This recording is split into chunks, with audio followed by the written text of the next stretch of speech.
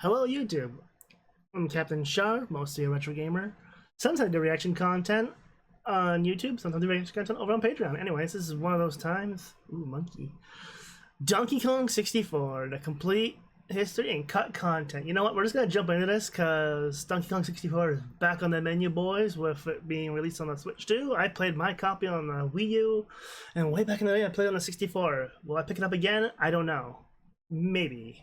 Donkey Kong. Succeeding the ever-popular franchise, Donkey Kong 64 was the series' first leap into the third dimension, sporting not only a famous rap that even made it to the big screen, but for the first time featured 5 playable characters, and an infamous reputation for having achieved the Guinness World Record for the most collectibles in any game. However, the game had a long development cycle that started off all the way back on the N64's add-on, the 64 disk drive, and went through several iterations before we got the final product. From cut concepts, changed weapons, even cut maps, this along with a stop and swap system with Banjo-Kazooie to unlock a key item. Today on Cut Content, we shall explore the developmental history and beta unused content of Donkey Kong 64. Okay.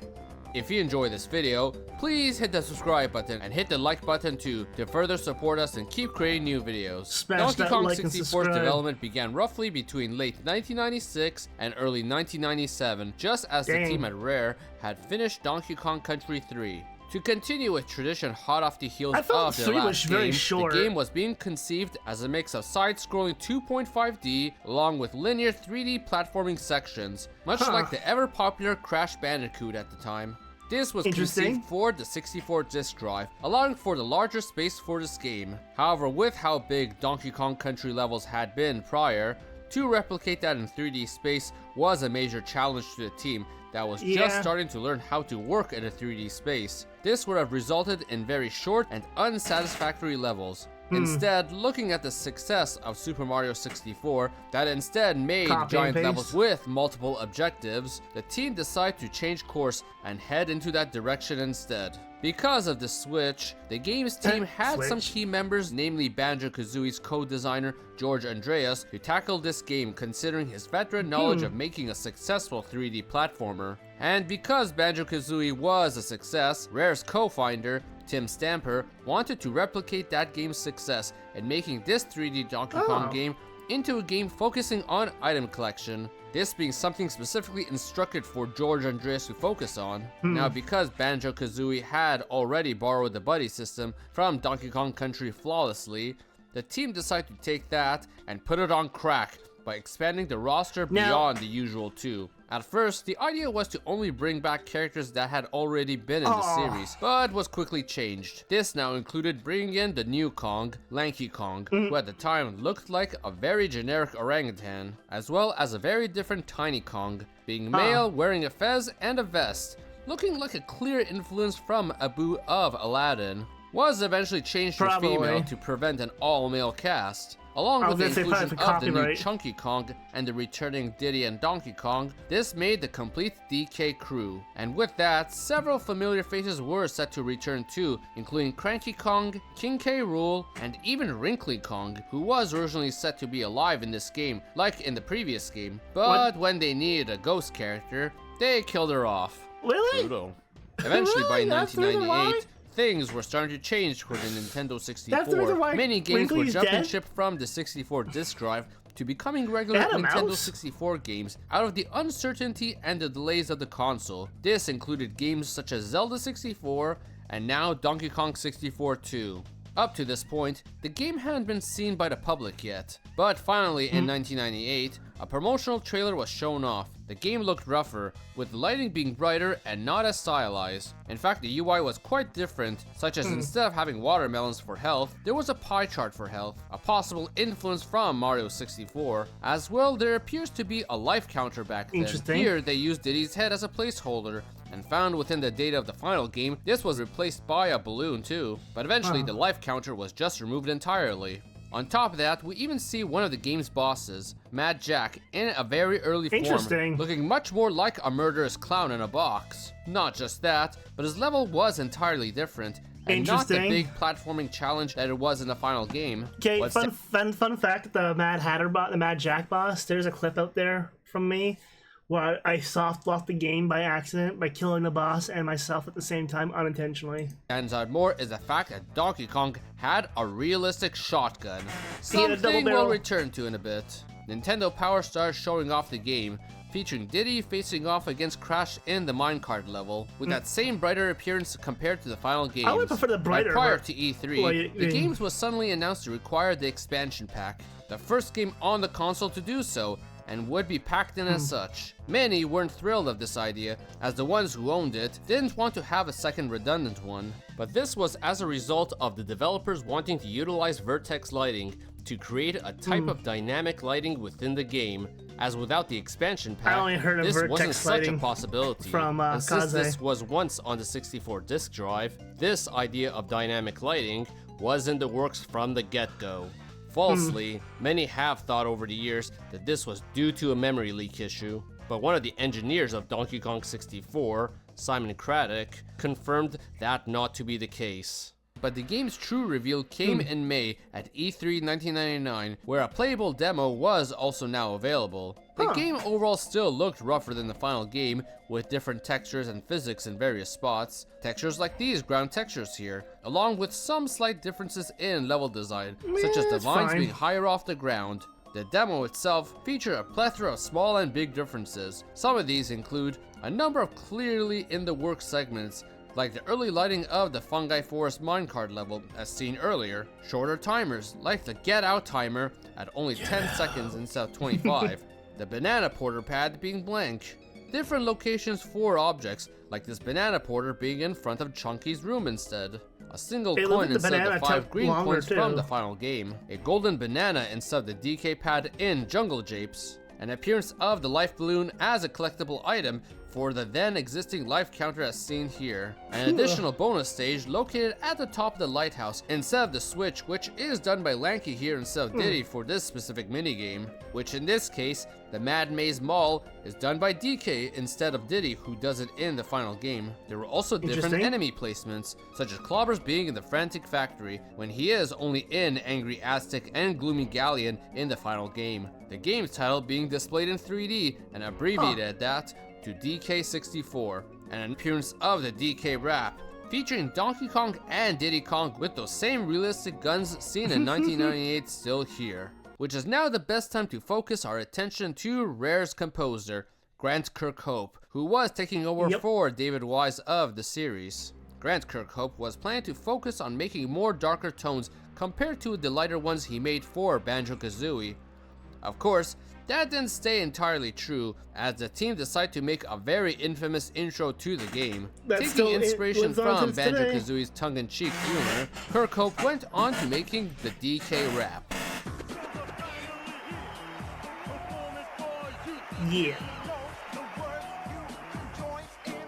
Originally made with Kong singing it and DK himself being the lead singer before switching to a rap song. While E3 was its first showcase, the next showing of the rap was at 1999's European Trade Show, which the song shows off all 5 Kongs and the song as we know, except for the same realistic weaponry that Donkey Kong sported in the first trailer, but as well as Diddy Kong clearly also using realistic pistols.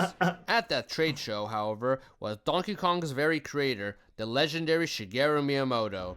The demo at the show showcased the weapons both in the intro and in-game, where DK could pull them out, with actual shotgun sounds at that. The director George Andreas, who was playing the demo at the event, saw Miyamoto watching next to him, in utter horror.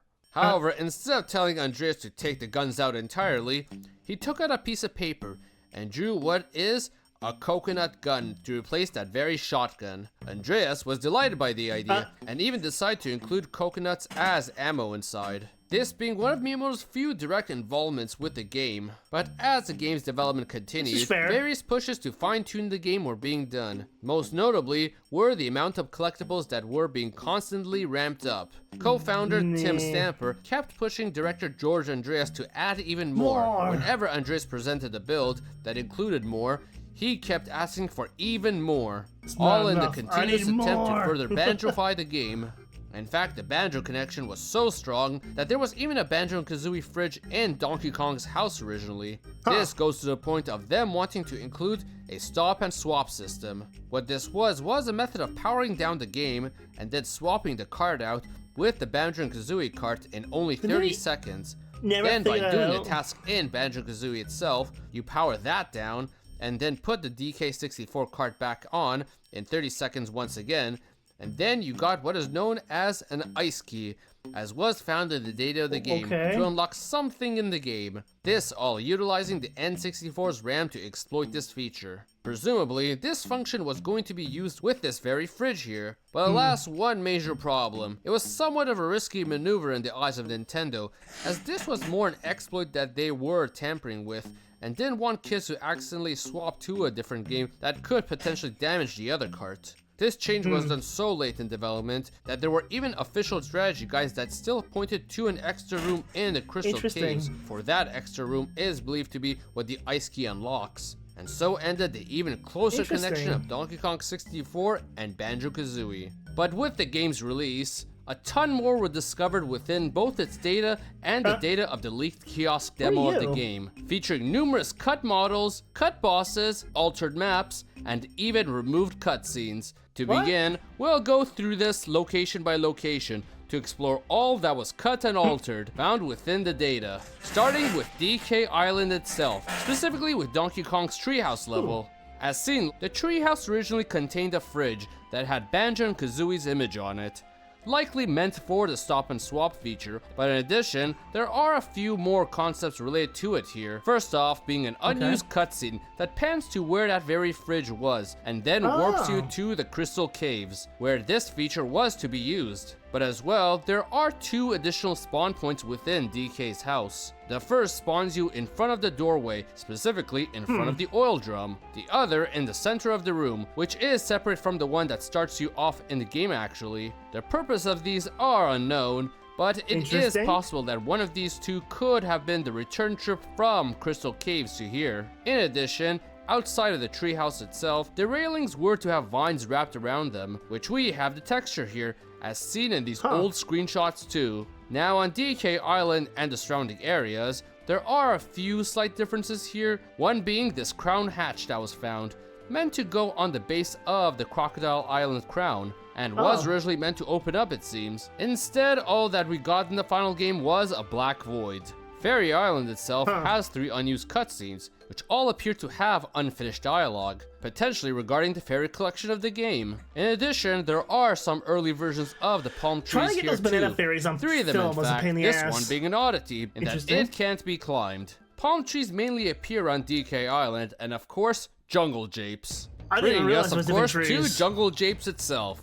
Now looking directly into the kiosk demo, it contains the minecart minigame, except harder. Instead of requiring you to collect 50 coins to complete, it requires you to collect 70. Basically nearly all of them. Also, there is this unused flag with an odd wooden texture designated for this minecart level that went unused, and this red and white barrier for this section. This version hurting you unlike the final games. As well, let's talk about the boss fight against Armadillo. Unlike his iteration in the final game, where he has only one voice clip, here he has several voiced clips. And they don't fit him at all. You dare challenge me? Then I must crush you! No! You can't beat me! You'll never defeat K. But maybe that's because it was more associated with the beta version of Armadillo, looking a lot meaner, but also smaller than the original one. Interestingly, it had a unique HUD too. Might have been an original take on a health bar, with the skeletal form showing how close to death they are. Also, Jungle Japes had several unused cutscenes too of various locations that looked to indicate a task was completed and something was to activate. As well, an early version of the opening cutscene, and a few around the log here too. And one that circles around the banana porter that used to be a banana blast pad originally. There were also a few different textures too, such as the Rambi wall instead having an X on it. Yes, it wasn't too obvious, and thus why they might have made a switch.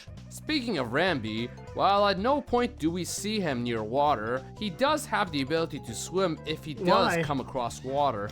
Potentially might have even meant that this level had water at one point. Now in terms of textures, there are these stairs that lead to the beehive that didn't have grass on them originally. The chain links in the minecart area being more symmetrical, as well as a different wall texture.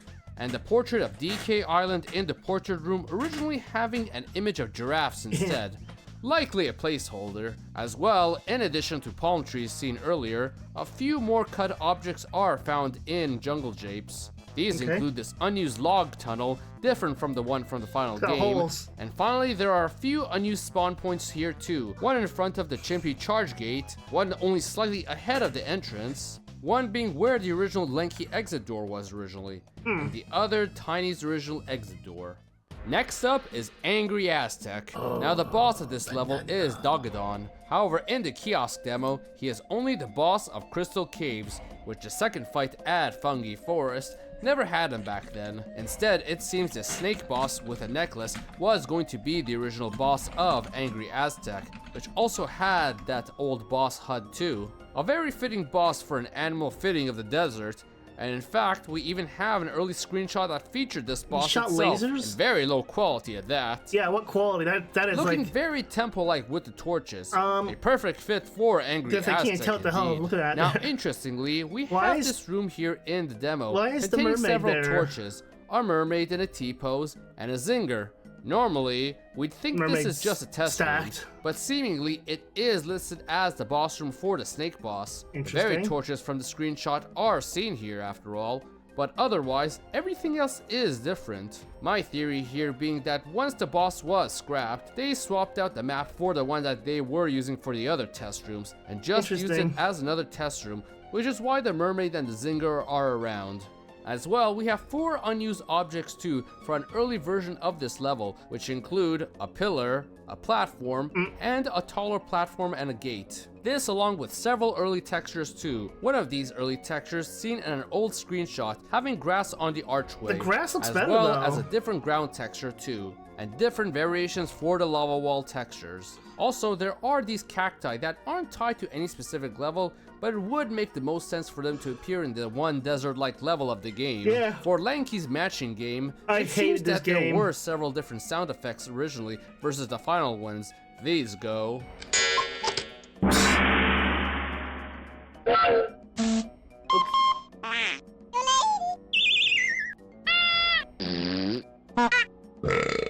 Angry Aztec only has one unused spawn point, and this being Interesting. at the bottom of the slide before the finish line, which is near the end of the race. Odd.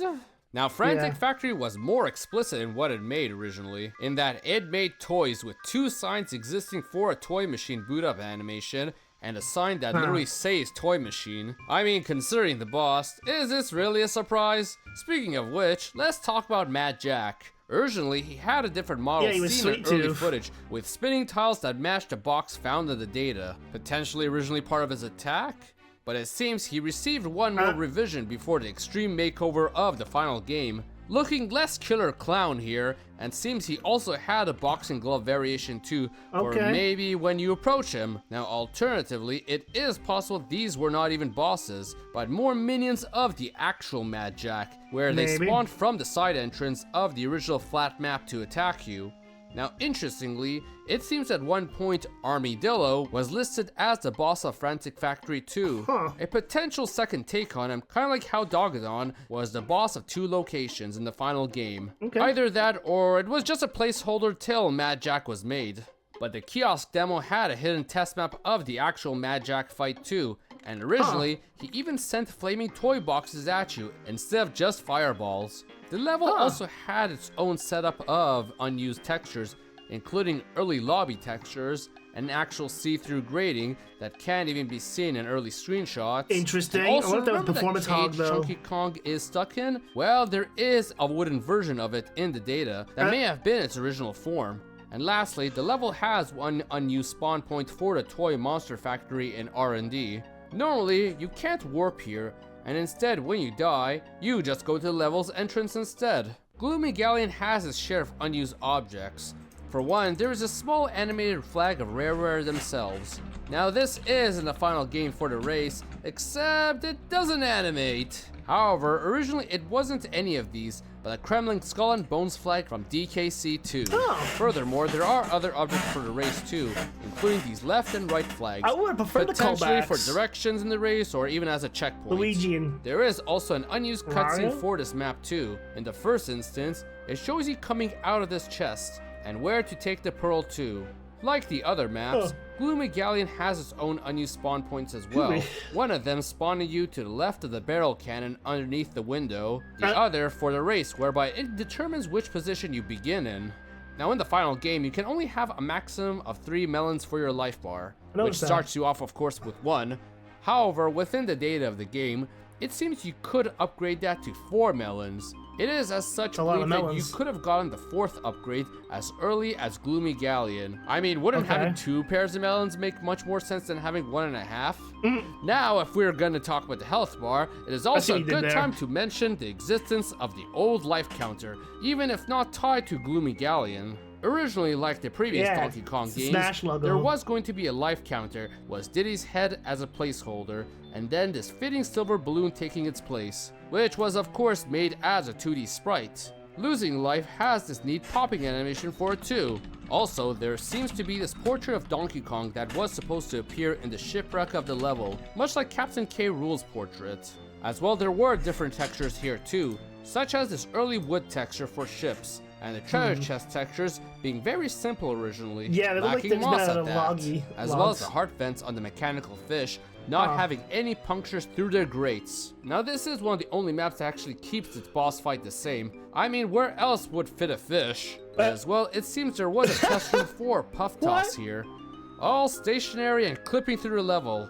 why? Why? Yeah. Now the kiosk demo also had a boss fight against the Fungi Forest boss, Dogadon, which by the final game is seen to be the second time you face him. Nothing too different, except the lighting on Chunky isn't really there originally for the cutscene, and the boss has a different sound effect for his fireballs.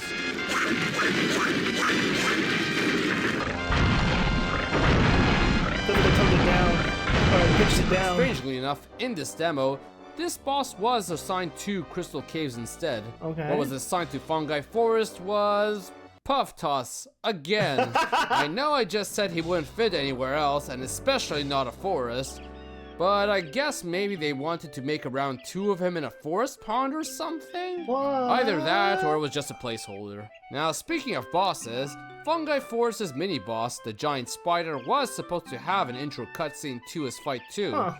As well as his projectiles originally having 16 frames of silky smooth animation compared to the lack of animations for the final one, High and in performance relation stuff. to these cobwebbed wall textures that were never used either. Onto the level itself, for the minecart course, there are these red and green bells in the final game that close the gate normally, but in the data, it seems there was a gold bell too. Early footage shows that it functioned to both close and open the gates. Huh. Since you couldn't tell them apart, maybe why they color-coded them. This along with 2 variations of the orange crystals, seen at the beginning of the race. In this case, being blue and green. Okay. Going further, it seems that there was going to be a ray of sunlight over this well in the central area of the map.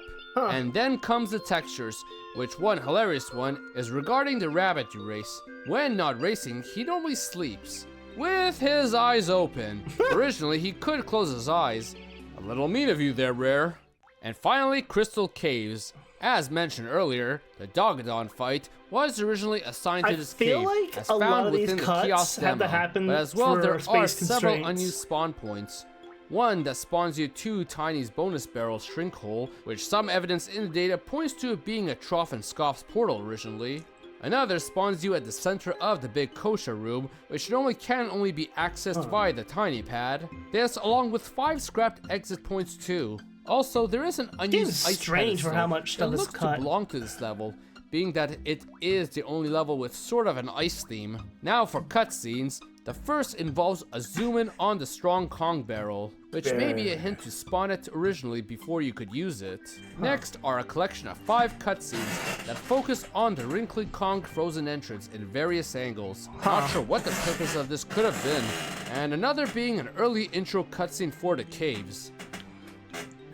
Now, as we already discussed, the cutscene in DK's treehouse warps you straight to Crystal Caves here. This warp lands you in a small cave that contains a Chunky Kong pad. In relation, another cutscene exists that points to where a gate would have existed and opened originally, whereby the very gate objects stay unused. And not just that, but in that very room, there are also many unused enemy spawns here, including a clump, 2 Kremlins, 3 green clamp traps, 2 purple clamp traps, and 1 red clamp trap. What does this all mean when brought together?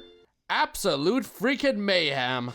Imagine this, you warp here, and you find yourself locked in a room with that gate, having to face all these enemies at once. Yeah. But why? As the final game only offers a golden banana.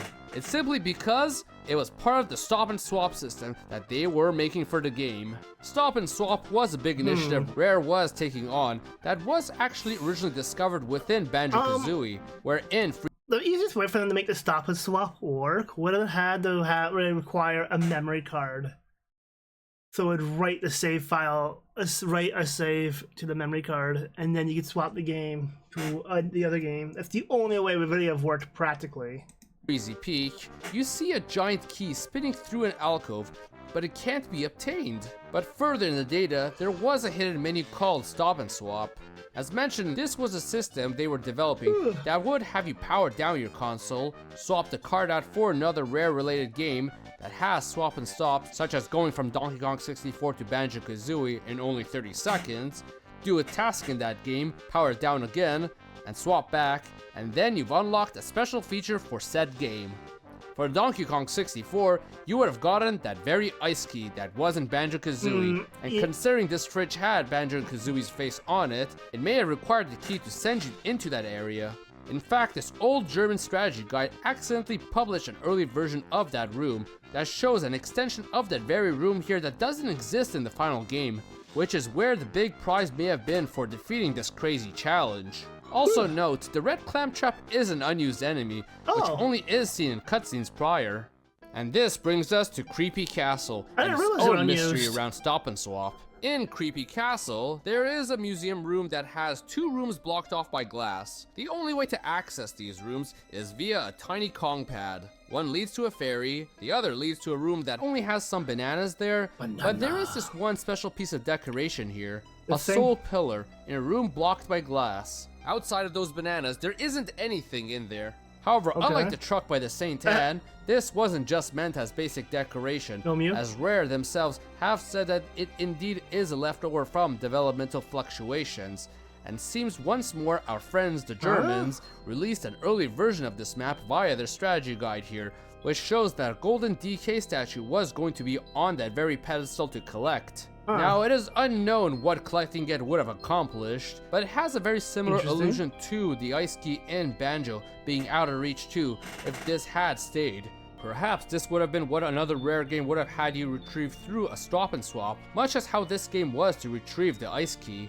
But much like the Crystal Caves early map being in that strategy guide, this would, as such, also point to it being ice key related as well, as both were clearly removed at roughly the same time late in development, but this was altogether a feature Rare was going to use for even more of their games, including Banjo-Tooie, Conker's Bad Fur Day, back then known as Conker's 12 Tales, Perfect Dark, and Jet Force Gemini. I forgot Donkey Kong 64's version was scrapped, of course, and of course Nintendo didn't want this to happen, as it was being done by exploiting the console's RAM, which if a kid put in the wrong game, it could damage the other game. And later revisions of the Nintendo 64 were set to clear the RAM much quicker than 30 seconds, making this feature absolutely impossible down the road.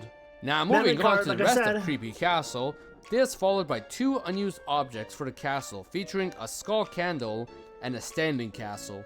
Now there's also the simple cutscene of what may have been intended for a golden banana spawning, when normally it would just appear here. The boss fight of this level, King Cutout, normally only had 3 phases, but originally it was going to have a 4th one too, but it was scrapped, and this 4th phase would have simply been shooting yourself out of the cannon at it. Likely a ceremonious finish, since this was a rather simple phase, which is followed by one short unused cutscene that simply zooms into the key. Now for the King Cruiser 2 level, where the final boss fight against King K. Rool happens, that really all there was to it that has game? several unused cutscenes. These include cutscenes for all the Kong's phases except Diddy, some being simple vanity shots, the other being for summoning the mini barrel for Tiny Kong. And the uppercut K. Rool does to Chunky instead was to be done on Lanky's phase. This may indicate that Lanky may have been planned to be the one to finish off K. Rool. And of course this hilarious one of the Kremlin's literally abandoning ship with the defeat of K. Rool here.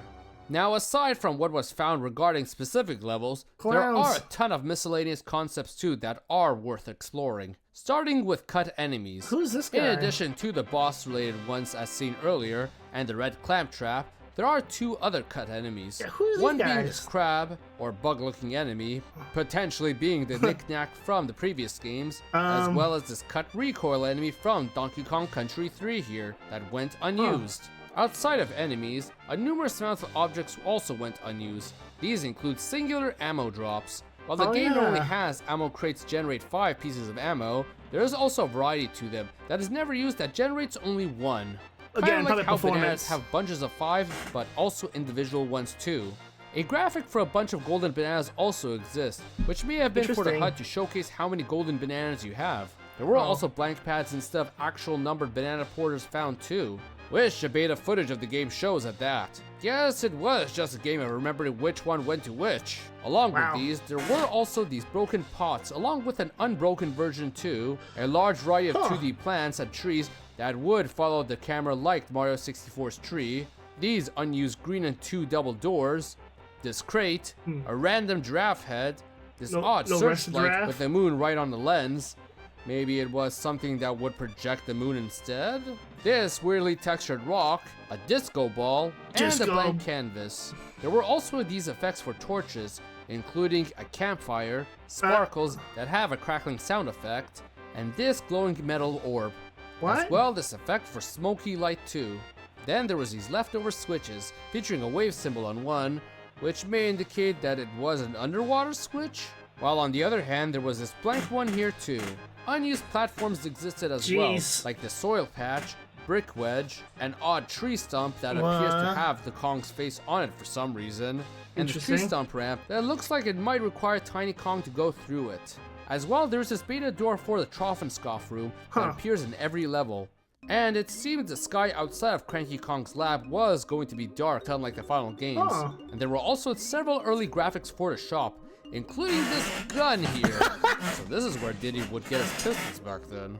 Along with these random unused graphics featuring several potions and a beta version of a banana too. Speaking of the shop, there are early versions of several of these shops too, including Candy's music shop, with the signage being a lot simpler, Cranky's lab also receiving a similar kind of change, but also having light textures as well, Funky's armory lacking the satellites, but also spelled armory with a U, before it was Americanized for American English and got rid of the U. Snides HQ had 2 early renditions, with the first version showing it with a bright yellowish rooftop, and the latter version being a lot like the final games, but had an additional barrel and antenna attached. Also, there are a few other unused elements to Snides HQ. These include a few unused objects indoors, such as a portrait of DK himself, and 2 cameras that were supposed to appear indoors too. As well, we have this strange balloon here that isn't actually designated for any of the Kongs, but rather it's labeled for King K. Rool. I have no idea, and I don't think King K. Rool was ever meant to be playable, so this is a complete mystery to me even. There were also these NPC mice creatures that were cut. A bunch can be summoned and seem to instantly be attracted to the Kongs. Really wonder what the purpose may have been here. Maybe they'd have been used for a hint system, or something to do with Tiny Kong when she shrinks? Lastly, let's go over the test rooms found in the data and the kiosk demo. Already we've looked at a few, such as the one with the torches, Zinger, and Mermaid, along with the Mad Jack test room and the Puff Toss one. The others include one with a number of blank pads, as seen earlier, that randomly seem to also change into tiny pads, with Tiny herself floating around there too. Another is a room with a number of doors with the Kong's faces on each. These are remnants of the E3 demo, where you can go through them to access various levels designated for the event, such as Diddy's door leading to the minecart level. This followed by a room with a ton of beta Jack-in-the-Box enemies following DK. probably further proving that these were more minions of the actual Mad Jack. But not just What Mad does- Jack, but it gets wilder with the next map, having a ton of Rareware logos chasing DK instead. I really would like to know what Rare was thinking here. Then there is this one that seems to have structures from Angry Aztec floating in the distance. My guess being that this was more a distance test that they were doing here. Interesting. The last test room involves this black room with 3 pillars and the replica of Donkey Kong sitting in the middle. He doesn't do Monkey. anything, and there is really nothing else going on in this room. Surprisingly, this can be accessed Probably via a a mirror glitch in the test. final game by visiting Snide after getting all 40 blueprints. If you press A and B on the bonus game, it sends you to Snide's secret dungeon here, it seems. If you try to leave it, however, it just respawns you here again. This madman truly did want to imprison you here for life. Eventually, once all the pieces were finalized, the game released on November 22nd, 1999 in North America, having strong I forgot reviews it came right from out of the Green gate, 64. and being another successful Donkey Kong game as such. Criticism still did land, and mainly for the large amount of collectibles required for the game. But You even don't so, need 100%, the bro. game went on to sell over 5 million units and becoming is one of crazy. the best-selling games on the console. While the history and cut content of Donkey Kong 64 may be over, this is a large and wide series, with numerous plans that were changed, Monkeys. cut, or even cancelled altogether. Games with long histories like Donkey Kong Country for the SNES. A game that I plan to cover eventually, so make sure to hit the subscribe button, for I'll plan to be back with more Donkey Kong and other games cut content soon. Hit the like button and comment below on what element you would have wished to have stayed. So everyone, thank you for watching. Okay, interesting, informative. Like I said, Donkey Kong 64 is a strange beast. Now, again, the stop and swap functionality could have happened if they used a memory card for just that functionality.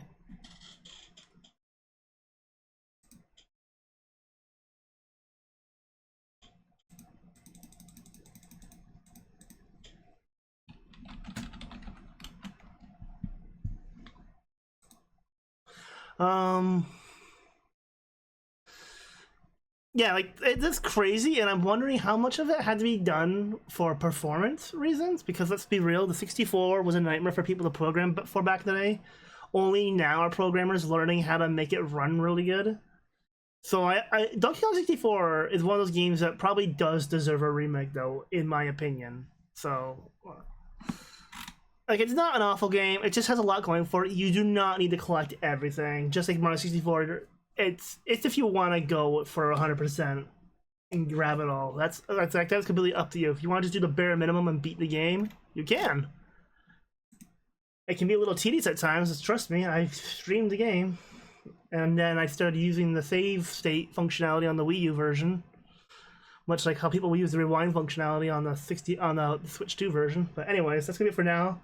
If I don't stop, I'm gonna ramble for a while because it's my childhood. Anyways. Bye for now.